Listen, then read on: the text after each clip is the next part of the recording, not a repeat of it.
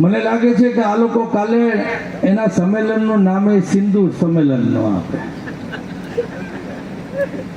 આ મોદીનો અધિકાર નથી કે એ સિંદૂરની વાત કરે. ઘણા માનશે કે એમના ઘરવાળાને મૂકી દીધા એટલે ના, એટલું એ તો છે જ ખરાબ.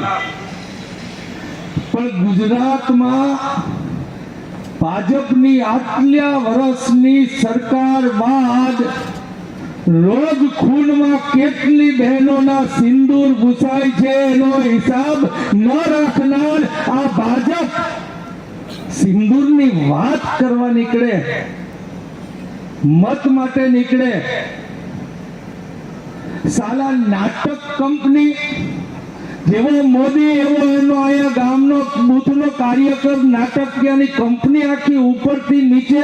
આજે અમે રસ્તામાં હું ને પરેશભાઈ આવતા હતા તો કે અમારા ગામમાં લાઈટ કાલે 3 કલાક બંધ કરી હતી, સાયરન વગાડ્યું હતું. હવે હું કઈ યુથ છે વપરાય નહીં, પણ શબ્દ વાપરવાનો મન થાય ને એ હદ સુધી આ ભાજપ